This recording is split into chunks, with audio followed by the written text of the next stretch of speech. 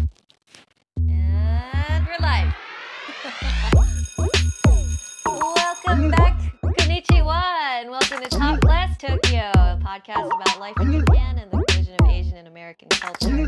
I am your host, Kim Sensei, English teacher by day and by night, podcaster extraordinaire, broadcasting to you from Tokyo, Japan, the triumphant return. Joining me today from sunny Los Angeles, my lovely co-host, Justine. Hello, friend. For a second, I had a mental, oh, you're lying. Oh, wait. Then I realized you're actually in Tokyo now. And I was like, oh, okay, you're not lying. Okay. I'm not lying. That's why I'm so excited. I'm like, yes, it's actually Top Class Tokyo. I just have to fly back to Tokyo every time we need to film a new episode. Easy. So. But yes, welcome to our special Christmas edition of Top Class Tokyo 2022. This is going to be a very short episode. I don't have much to say except merry belated Christmas and Happy New Year to all our listeners, all 12 of our Russian bots. Hell yeah. And I do have I had a good Christmas. It was actually the first time I had KFC in like the Japanese like Christmas bucket, KFC Christmas, and I'm not gonna lie, like it was pretty fucking good. Like, in comparison really to good. America KFC, how would you rate it? Just, like in comparison, I feel like just because I haven't eaten KFC since I left America, and this is probably the first time I've had like the like quote unquote American style fried chicken, it was pretty damn good. I just haven't eaten fried chicken in a long time, and I'm like, what is this? Did you pair it with the traditional Christmas cake? Yeah, well, I brought the Christmas cake separate, because yeah, the KFC cake was not, it did not, I don't know what the fuck was happening with the KFC Christmas cake. It did not look like cake. It was very, like, thin. It was like a quarter of an inch tall. This Christmas crate. It looked like a very sad cake. It was like supposed to be a cheesecake kind of thing, but it looked like it was like a very flat pancake with like some weird like Cheeto dust on top. So it was just, yeah, it was very sad looking. So I bought my own like strawberry shortcake separate to enjoy with alongside my KFC Christmas bucket. So yeah, I was gonna ask, did they do the traditional like strawberry shortcake, or did they do like an actual Yule log? I don't even want to call it a strawberry shortcake because it's not like strawberry in the cake. It's just topped with like fresh strawberries on the top. So it's almost just like an angel food cake with lots of like whipped cream frosting, and then they put like the fresh strawberries and like make it pretty on top. Did they make it all cute where they cut the strawberry to make it look like Santa? I wish, but no. There's some places that do that, and I always think it's the cutest thing. I'm just like, I haven't seen that. No, I haven't seen that, but that sounds amazing. Yeah, so other than that, that was my KFC Christmas. How was LA Christmas? Pretty solid, did super non-traditional Christmas things, but it was also like stupid hot. It was like 83 degrees for Christmas here, so I don't know what that is in Celsius, but it's like a nice mild summer Christmas weather. Nice summer Christmas. That's nice. Oh, and the other thing I learned about Japanese people celebrate Christmas, they have no idea what white elephants are. They have no idea. Gift giving is so different here. It's like all the Americans were all into it, and like everyone's like, oh yeah, you gotta bring a gift, and like we had to like explicitly like explain to them like the reason why white elephants are so fun is because you get to steal other people's presents after they open them, and also the fact that some people buy joke gifts to buy something really stupid, inappropriate, or embarrassing to like, you know, leave somebody stuck with that gift. And like, I don't know, it's not a concept that I think exists in Japan. So it's just like, I feel like the gift giving culture is so strong here that like it's just sacred and like nobody wants to mess with it. So that colonialism mindset that is set in, where it's like, oh, that's yours, this is mine. Mine now, bitch. You thought. Okay. Well, yes.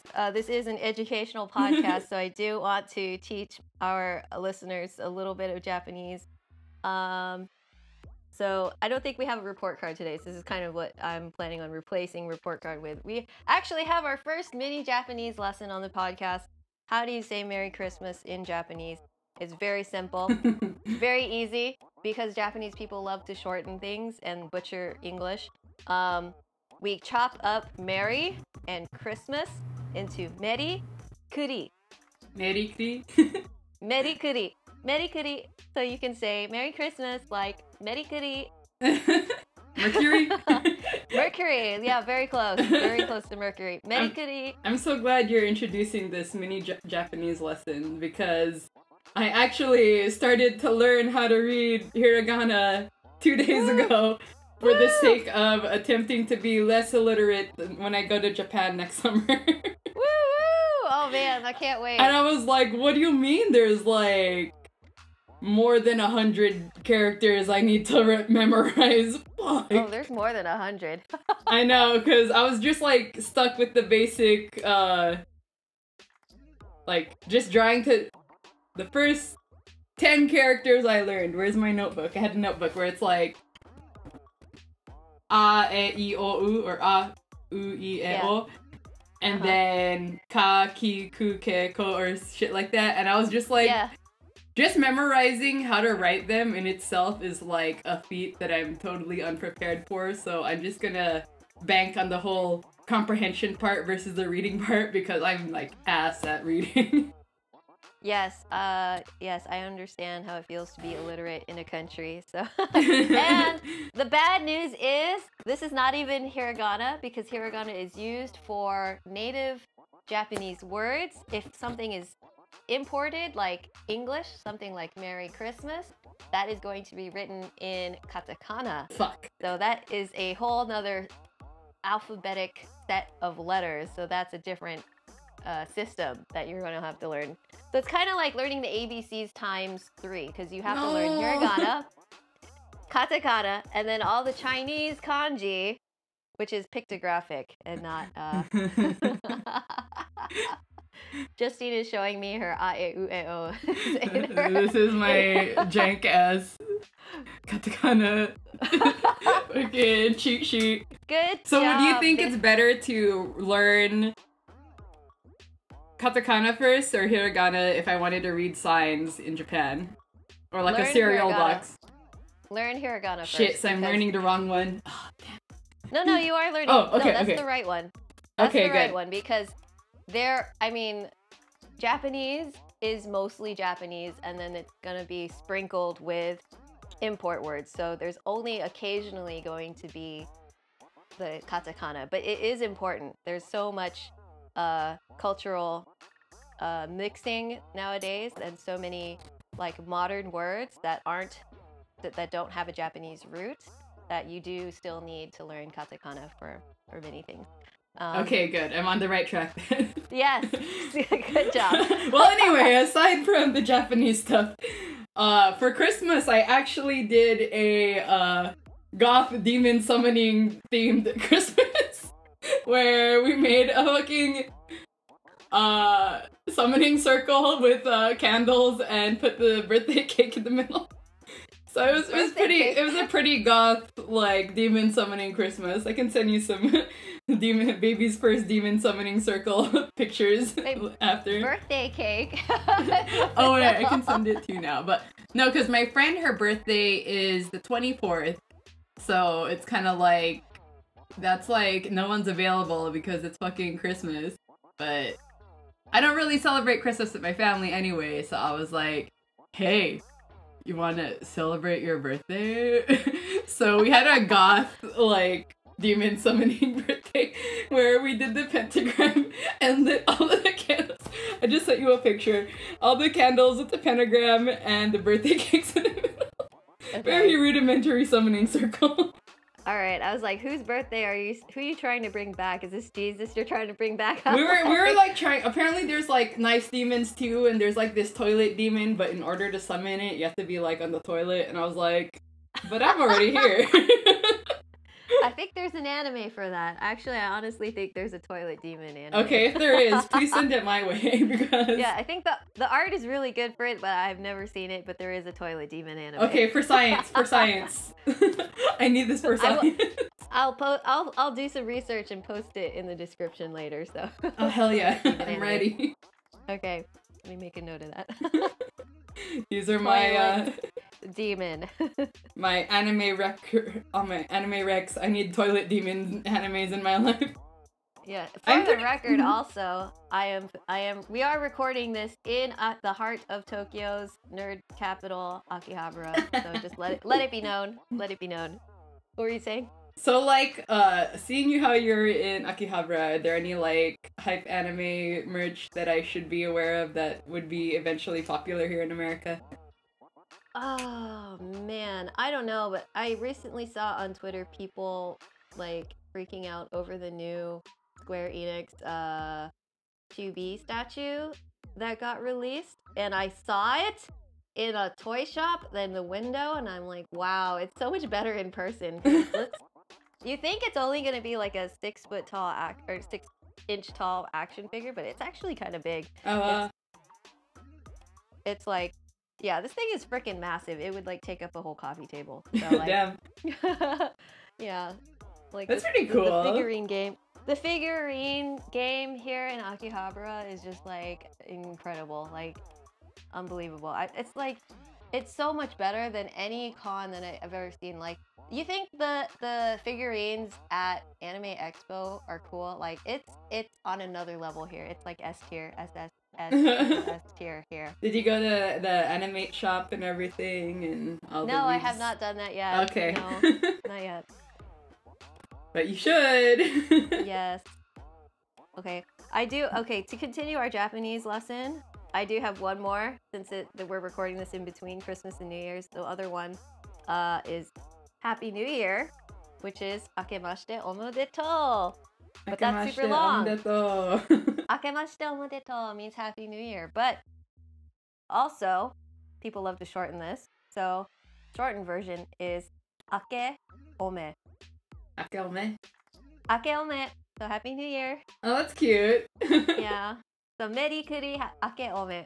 So, that's our Japanese lesson for today. Sick. I'm ready. Now, how do I write that in hiragana? Wait. Let me try to pronounce it. If you would use hiragana for that one. Shit. Okay. Yeah. Well, you know so because you got your vowels down. Yeah. And if you've done the kake kuke kos. Okay. Wait, what's the second half? Ome. Oh, I haven't gotten to the M's yet. I only got the A's and K's, or the so you can base vowels and the K's. Alright, you can almost say Happy New Year. Halfway there. It's okay, got like, what, 4 days to figure that out? Time is ticking. But it's okay though, because I've been using one of the language apps I installed like forever years ago for Korean, and now I just shifted it to like the Japanese version of it. And I'm starting with the letters because, like, vocab-wise, my vocab's pretty solid. Just all the reading and writing part, I'm like, what? I feel like since you're only coming as a tourist, you really don't need to be that literate. Like, you can just talk to other people or just ask for things and get by. Yeah, that's just kind of like for fun because I'm like, I'm in between my Korean classes. So I'm like, I guess I should learn how to read Japanese. Oh yeah, Korea's another story. That's easier. That's so much easier. That's what I hear. That's what I hear. It's logic based. Like literally looking at how to write characters in hiragana, I was like, what's with all these squiggles? I'm just like, what? And then like when you actually see how it's typed and see how it's written, like people shorthand it so much, I'm just like, what the fuck is this? So it's pretty hard. Yeah, I think that's actually pretty close to the origin story of hiragana, is that it's a squiggle-based writing system because it was originally used as a women's form of writing. So it was like the women who were in the high like court, in the nobles court, used this for like writing poetry and like yeah, using it for very flowery sort of writing. So they made it aesthetic. yeah, basically that's what it was. It was like aesthetic and like aesthetic flower poetry writing. Basically, that's what it was. Came out of. So that's your history lesson for today. Someone fact check this. Good to know. Good to know. Yeah.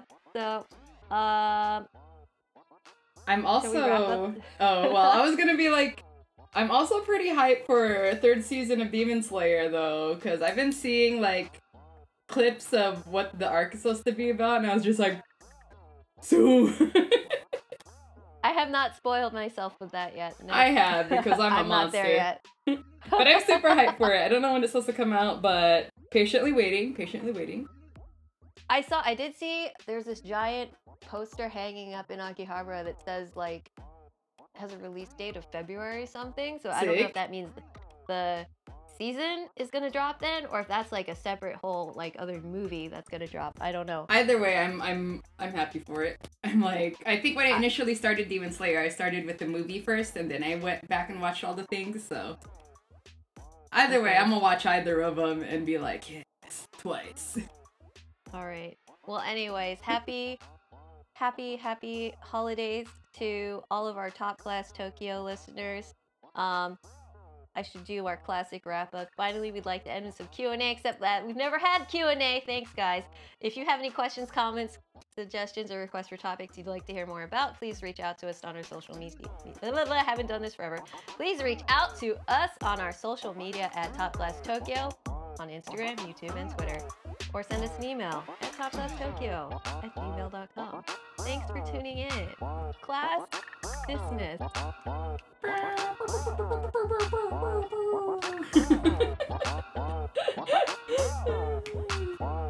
That was quick and easy. Alright, wait.